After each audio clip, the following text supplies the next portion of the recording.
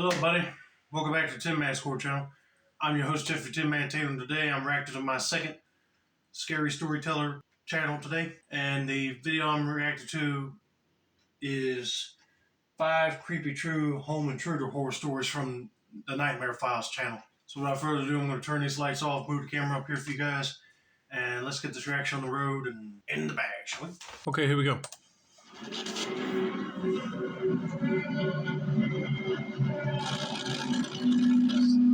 Nightmare Files.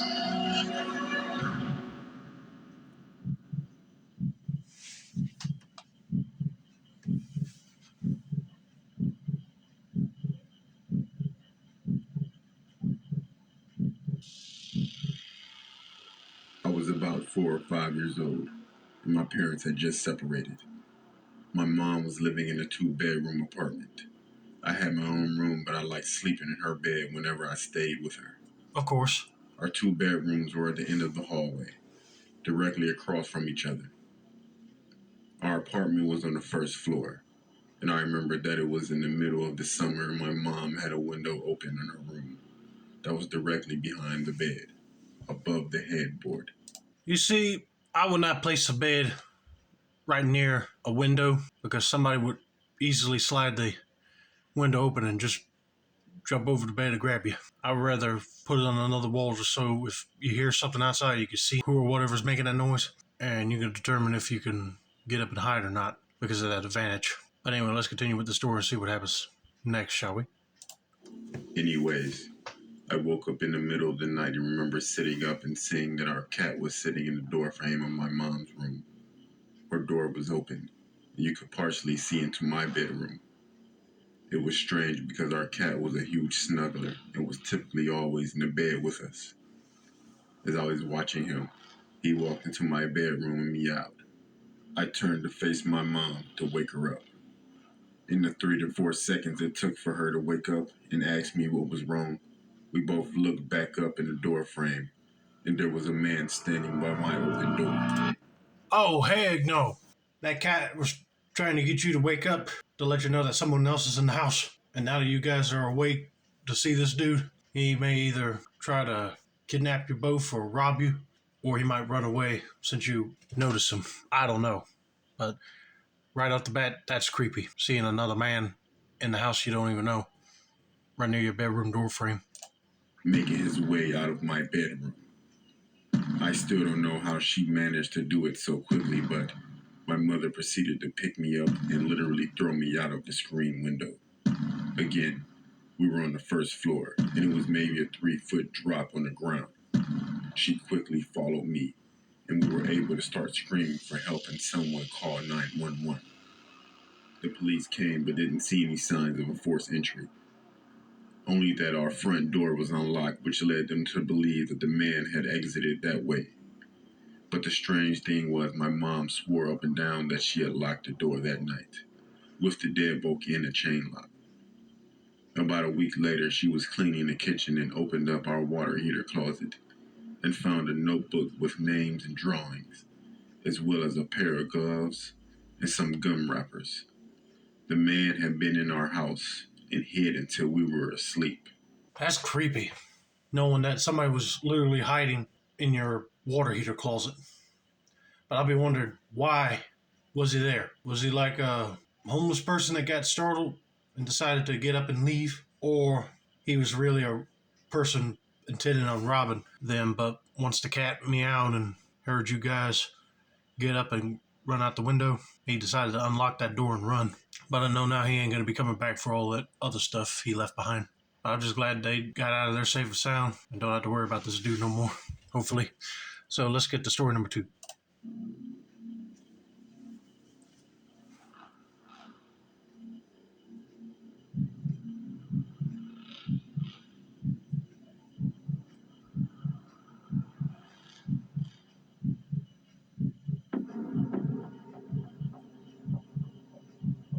I moved to my dad's when I was 10 and didn't know anyone in the area, except for the family my dad was friends with. Okay. It was a single mom with 3 kids. Luckily, there was a girl a couple of years older than me. We weren't close, but ended up having the same friends. One night, my friend Rob was hanging out with her and her younger brother. They happened to be in the house alone because my friend's mom was at work, which is where this gets terrifying and sad. Her mother has been helping this one old lady, and she got to know her fairly well.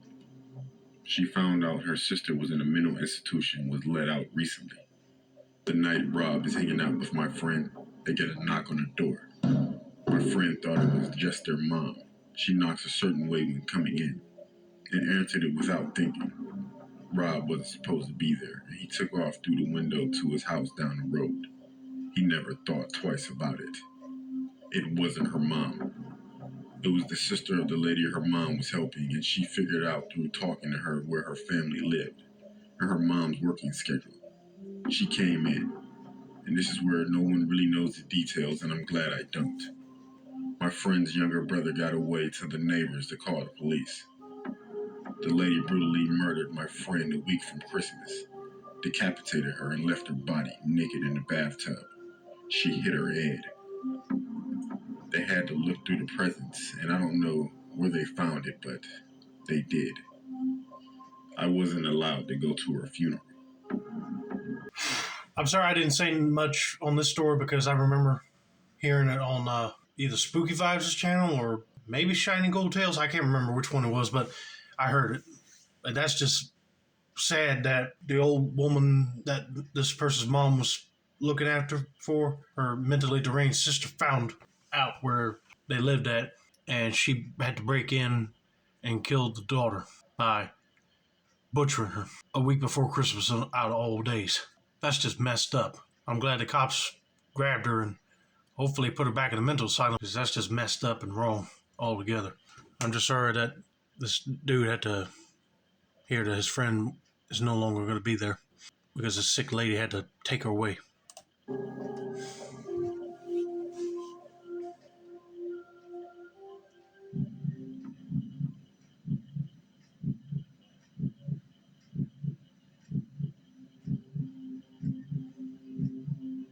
I was sitting in my room after getting off of work on the second floor. My little brother is downstairs watching TV, and the dog is in the hallway outside my door sleeping. Right. All of a sudden, the dog starts making all kinds of racket, jumping around, barking, clacking nails, howling. I go to get up to see what's up, and I hear, "Oh, that's a good girl," in a male voice. It didn't sound like my little brother, so I go, "Oh, you're home early," thinking it's my dad's friend, our roommate, as I open the door. As soon as I'm out there, there is no one at all, but the dog wagging her tail staring at the empty end of the hallway. My little brother comes upstairs to yell at me for getting his dog riled up.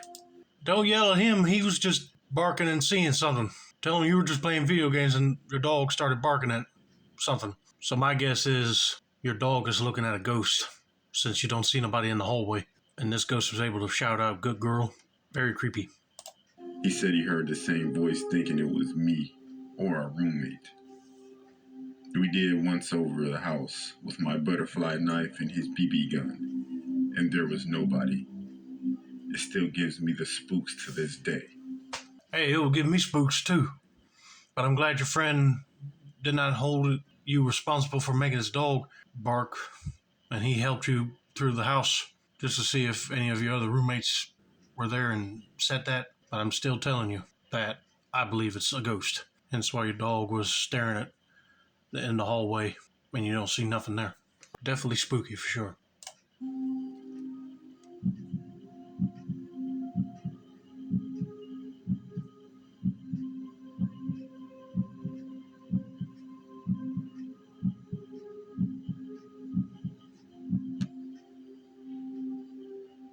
A few years ago, I was home alone at night. I was watching TV in the living room when I heard the doorbell ring. Whenever I hear the doorbell ring, especially when I'm home alone, I am cautious to answer it. I walk up to the peephole without turning on the porch light, so they don't know if anyone is actually home or not, and I look through it. It's really dark, but I can see a small figure, more like a black blob. I don't know if it's definite shape, but it had to be around 3 to 4 feet, doing like a dancing motion, dipping down and oscillating its arms. Think of a person moving their arms like wings gracefully. Right. It was dark outside, but this figure was more opaque, so I could see this going on. After a few seconds, I stopped looking through the peephole because it was too freaky to look at. Oh, yeah, I believe you, especially if the figure was like 3, 4 feet tall, just dancing around in your yard and you can't even see him. And you said it looked like a dark blob. I'd be wondering, is this a weird spectral entity? You can't call the cops on that because when they arrive, I bet you that thing will be gone and they wouldn't know what to tell you. I regained some courage and I looked back through the peephole, and whatever it was gone. To this day, I still don't know what that was, and I get freaked out just thinking about it. Well, I already mentioned some theories of my own about this, but I wouldn't know what to tell you. But I figured once you look back, that thing would be gone. Man, I know my blood pressure will be dropping for sure after seeing something like that.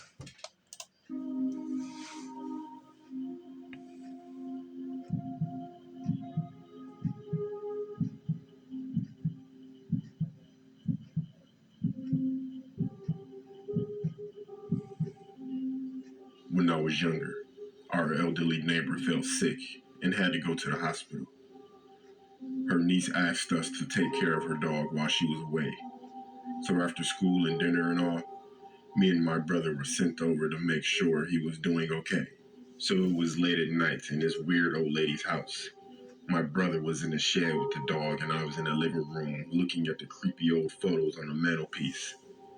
But what follows next is true. I heard the door creak open, and then a woman's voice called out the dog's name.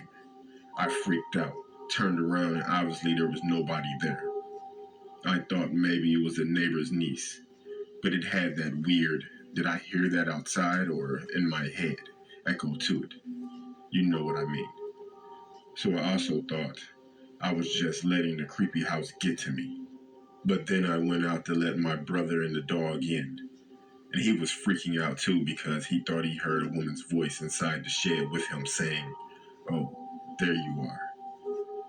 We both agreed the voice had that weird in your head sound to it, and were convinced that there were ghosts in this place, or maybe someone was messing with us. We left the dog in the shed, went home, and were greeted by a dad who told us the neighbor's niece had just called to say the neighbor passed away in the hospital a few hours ago.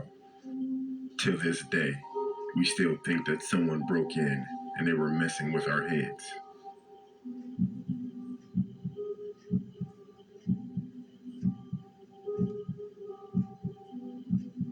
No, I don't think it was some burglar inside the house. It was probably the neighbor that just passed away, roaming in the house for one more time. And I know that she didn't mean to scare you, but she just wanted to see if you were taking care of the dog. But yeah, that would be creepy to even hear. And then when you go back to your parents, they say that she passed away. Very creepy. But anyway, I hope you guys enjoyed this video. Don't forget to like, subscribe, turn on post notifications for more Nightmare Files content like this. This has been another successful installment of the Tin Man Score channel. I'm your host, Jeff, for Tin Man Taylor, and that's a wrap. And have a nice day, man.